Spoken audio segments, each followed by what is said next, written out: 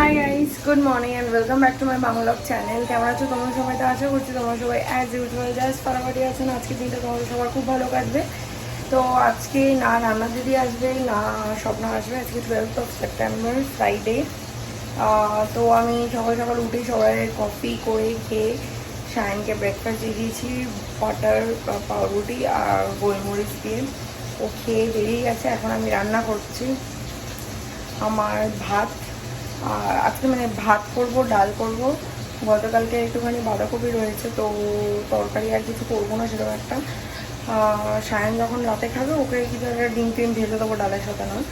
আর এখন আমি রান্না করতে হচ্ছে পাবদা মাছ।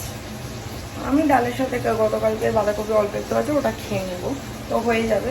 তো তারপরে জামা কাপড়ও কেটেছি, সেগুলোকে মেলবো, বিছানা ঠিক করবো, ঘর ঝাড় দেওয়া, ঘর মোছা, ঠাকুর বাসন মাজা, স্নান করা, জিম, পুজো সব রয়েছে। তো যাই হোক, চলো ভিতরে দিলে let's start this video. I hope আজকে ব্লগটা দেখতে তোমাদের সবার খুব ভালো লাগবে। ফার্স্টে আমি এখন কড়াইতে হালকা করে পাবদা মাছটা ভেজে নিচ্ছি। এখানে আমি পেঁয়াজ কাটছি, আর এটা তো পাউরুটি শেখার প্যানটা। তো যাই হোক, চলো ঝটপট আমি রান্নাগুলো সেরে নিই। মাছ ভাজা হয়ে গেছে, এবার মাছ ভাজার তেলের মধ্যে আমি কালো জিরেটা দিয়ে দিলাম। আর এবার এর মধ্যে আমি পেঁয়াজটা দিয়ে দেবো। পেঁয়াজটা ভাজা ভাজা হয়ে যাওয়ার পরে আমি এখানে রসুন কুচি দিয়েছি, টমেটো কুচি, তারপরে আর কাঁচা লঙ্কা একটা চিড়ে দিয়েছি। এবার হলুদ গুঁড়ো আর লঙ্কার গুঁড়ো দেবো, দিয়ে জল দিয়ে দেবো, তারপরে অ্যান্ড দেন মাছটা দিয়ে দেবো। একদম সিম্পল রেসিপি।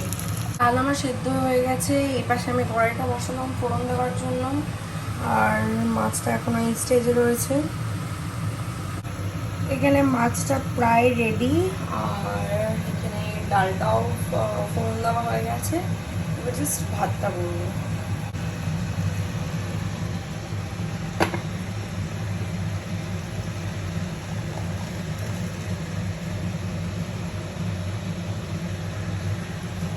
ফাইনালি সব কাজবাজ সেরে এক কাপ কফি নিয়ে একটু বসেছি। ঘর ঝাড় দেওয়া, ঘর মোছা, বাসন মাজা, জামা কাপড় ভাঁজ করা সব কমপ্লিট।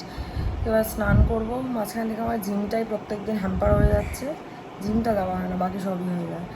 তো যাই হোক, কী আর করা যাবে। এখন অনেকটাই লেট হয়ে গেছে, কারণ আমাকে অনেক লেটে জানিয়েছে দুজনেই যে আসবো না আজকে। তো যাই হোক, ওয়েদারটা তো দেখে মনে হচ্ছে বৃষ্টি হবে, বেশ ভালোই মেঘ করে এসছে। দেখি স্নান টান করে খেয়ে দিয়ে পরে বিকেল দিকে 4-5টার দিকে গিয়ে জল দেবো ছাদ গাছে। যদি বৃষ্টি না, আর বৃষ্টি হলে আর দেবো না। স্নান টান করে ফ্রেশ হয়ে এসে ঠাকুরকে পুজো দিয়ে নিলাম, দিয়ে এবার চলো গিয়ে লাঞ্চটা করে নিই তাড়াতাড়ি করে।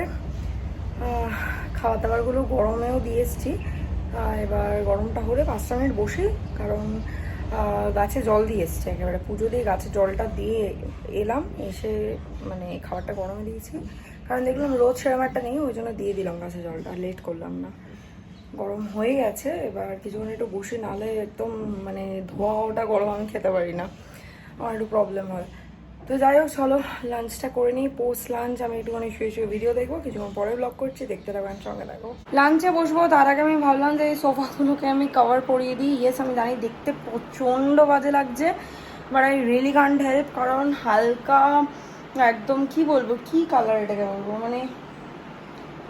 হালকা লাইট ব্রাউন শেড। তো এবার সায়ন না এই সোফাটার মধ্যে প্রচণ্ড শুচ্ছে, খালি শুয়ে পড়ছে, বসে পড়ছে। এবার এটা উইথ টাইম কি হবে, তোমার এটার ওপরের প্যাডিংয়ের কাপড়টা আর কি ময়লা হয়ে যাবে। আর এটা ওই তোমার ভেলভেট কটের কাপড়, তো এটা তোমার পরিষ্কার করাটা হবেই না, পরিষ্কার করার কোনো সুযোগই নেই। কারণ আমি একবার সোফা ক্লিন করেইছিলাম, যেই সোফাটা আগে চেঞ্জ করা হলো না, সিঙ্গেল সিটারটা, এইটার কথা বলছে, এই গোদরেজের যে নতুনটা চেঞ্জ করা হলো, এই পাশেরটা। তো এইটারও সেম হয়েছিল। শাইন এটা ফেব্রিকের ছিল, বসতো, বসে বসে বসে বসে পুরো কালো করে দিয়েছিল। বারবার বসলে কালো তো হবেই। তো এবার ওটা লাস্টে বাধ্য হয়ে আমাদেরকে ফেব্রিক যখন চেঞ্জ করানো, তখন আমাকে লেদার ফেব্রিক করে দিচ্ছিল। আর এইটার ক্ষেত্রে ফেব্রিক চেঞ্জ করানো সোফাটার পুরো লুক নষ্ট। তারপরে কতটা আলটিমেট কি বলবো, লুকটা কেমন আসবে I really don't know. And অনেক খরচারও একটা বড় ব্যাপার হয়ে যাবে এটা। সো এই জন্য আপাতত আমি এখন সোফাটার কোনো কভার পাচ্ছি না, কারণ আমি অনলাইনে ট্রেন্ডিজ বলে একটা সাইট আছে, ট্রেন্ডিজে দেখছিলাম, ট্রেন্ডিজের না রেকলাইনারের কভার রয়েছে, আর যে সোফাগুলোর এল শেপের রয়েছে, নর্মাল সোফা রয়েছে যেগুলোর ব্যাকরেস্ট এত উঁচু না, তো ওইগুলো এটার মধ্যে ফিট হবে না, আমাকে ওই সোফা ম্যাটগুলো ইউজ করতে হবে।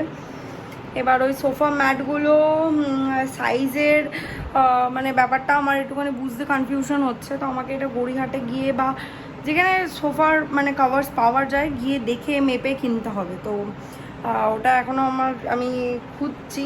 তোমরা কেউ যদি জানো যেখানে ভালো সোফা কভার পাওয়া যায় তাহলে আমাকে কমেন্ট সেকশানে লিখে জানিও। তো ততদিন খারাপ লাগলেও কান্ট হেল্প, কিচ্ছু করার নেই, এটাই হচ্ছে সেট আপ।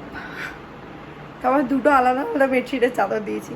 তো যাই হোক, চলো এটাই করলাম, করে এবার লাঞ্চে বসবো। সন্ধে হয়ে গেছে, চলো ঠাকুরকে সন্ধেটা দিয়ে নিই, দিয়ে 1 কাপ কফি বানাবো নিজের জন্য। চলে এসছি বাড়ি, সন্ধে টন্ধে দিয়ে আসার সময় না আমি আমার সব জিন্সগুলোকে নিয়ে এলাম। একটা লট নিয়ে এসেছিলাম, আর একটা লট পরে আবার দিয়েছিলাম, তো সায়ন গিয়ে দিয়ে এসেছিলো, তো ওইটাই নিয়ে এলাম আজকে। তো যাই হোক, চলো ভেতরে যাওয়া যাক। বেরিয়ে গেলাম বাড়ি দিয়ে, ফোন করেছে, এসে গেছে।